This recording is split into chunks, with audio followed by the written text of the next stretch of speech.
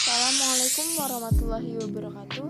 Perkenalkan, nama saya Tia Ananda Suryani dengan NPM 200103103135. Di sini saya akan menjelaskan tentang media audiovisual.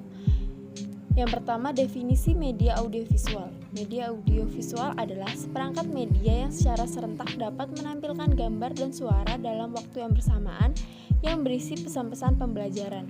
Karakteristik media audiovisual adalah memiliki unsur suara dan unsur gambar.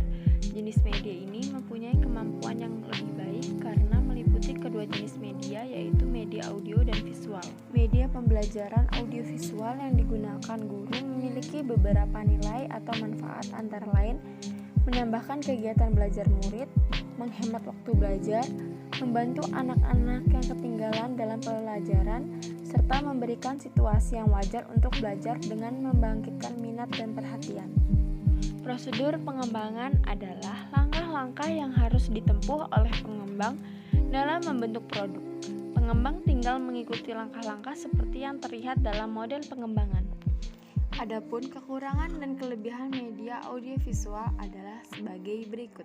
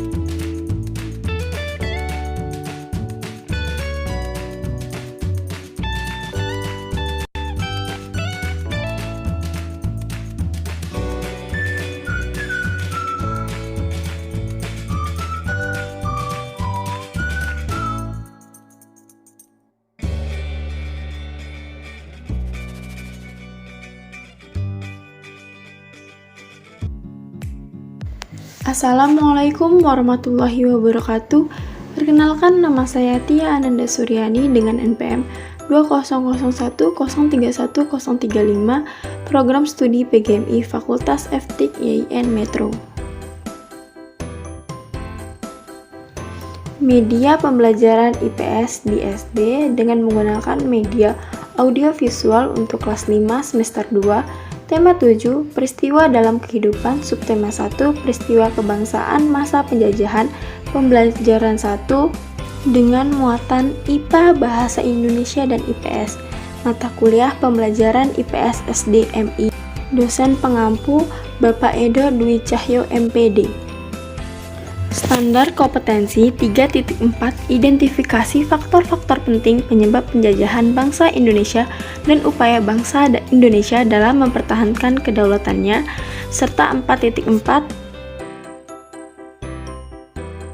menyajikan hasil identifikasi mengenai faktor-faktor penting penyebab penjajahan bangsa Indonesia dan upaya bangsa Indonesia dalam mempertahankan kedaulatannya. Adapun tujuan pembelajaran, dengan membaca teks peristiwa kedatangan bangsa Barat di Indonesia, siswa dapat mengklarifikasi latar belakang kedatangan bangsa-bangsa Eropa di Indonesia secara benar. Faktor-faktor pendorong penjelajah. Mulai abad ke-15, bangsa Eropa berusaha melakukan penjelajahan samudra. Bangsa Eropa yang pernah melakukan penjelajahan dan penjajahan di Indonesia dimulai oleh bangsa Portugis. Kapal mereka pertama kali mendarat di Malaka pada tahun 1511. Berikutnya ialah bangsa Spanyol yang mendarat di Tidore, Maluku pada tahun 1521. Kemudian disusul oleh bangsa Inggris dan Belanda. Kapal-kapal Belanda pertama kali mendarat di Pelabuhan Banten pada tahun 1596.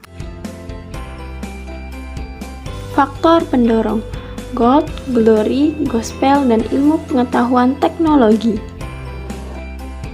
Mari kita bahas satu persatu faktornya. Yang pertama adalah gold. Adanya keinginan mencari kekayaan. Indonesia merupakan negara yang memiliki rempah-rempah yang sangat melimpah. Tahukah kamu hubungan antara cengkeh dengan penjajahan yang dialami oleh bangsa kita? Pohon cengkeh memiliki banyak manfaat, sehingga menjadikannya nilai ekonomis tinggi. Oleh karena itu, cengkeh merupakan salah satu bahan rempah-rempah yang menjadi buruan bangsa-bangsa Eropa. Hal itu menjadi pemicu salah satu penjelajahan masuk ke Indonesia. Faktor pertama yang mendorong penjelajahan samudra adalah untuk mencari rempah-rempah. Faktor selanjutnya yaitu glory, adanya keinginan mencari kejayaan. Di Eropa, ada anggapan bahwa apabila suatu negara mempunyai banyak tanah jajahan, maka negara tersebut adalah negara yang maju. Dengan adanya tanggapan ini, maka negara-negara di Eropa saling berlomba-lomba untuk memperluas tanah jajahan. Faktor yang ketiga adalah gospel, adanya keinginan menyebarkan agama. Selain mencari kekayaan dan memperluas tanah jajahannya, bangsa Eropa membawa misi khusus, yaitu menyebarkan agama kepada penduduk daerah yang dikuasainya. Tugas mereka ini dianggap sebagai tugas suci yang harus dilaksanakan ke seluruh dunia. Faktor yang keempat yaitu adanya perkembangan ilmu teknologi. Pada masa itu, ilmu teknologi dan pengetahuan berkembang sangat pesat. Seperti dikembangkannya teknik pembuatan kapal yang dapat digunakan untuk mengarungi samudra yang luas. Perkembangan teknologi yang selanjutnya adalah ditemukannya buruk besi untuk persenjataan. Senjata dapat digunakan untuk melindungi pelayaran dari ancaman bajak laut dan lainnya. Ilmu teknologi yang selanjutnya adalah ditemukannya kompas. Kompas digunakan sebagai penunjuk arah, sehingga para penjelajah tidak lagi bergantung kepada kondisi alam. Untuk menunjukkan arah, biasanya mereka berpedoman kepada bintang. Untuk menentukan arah, biasanya mereka menggunakan petunjuk bintang, sehingga pada saat angkasa ketutup awan, mereka tidak dapat lagi melanjutkan pelayaran. Dengan Kompas, mereka bebas mau melanjutkan pelayaran kemanapun, tanpa gangguan, baik siang maupun malam.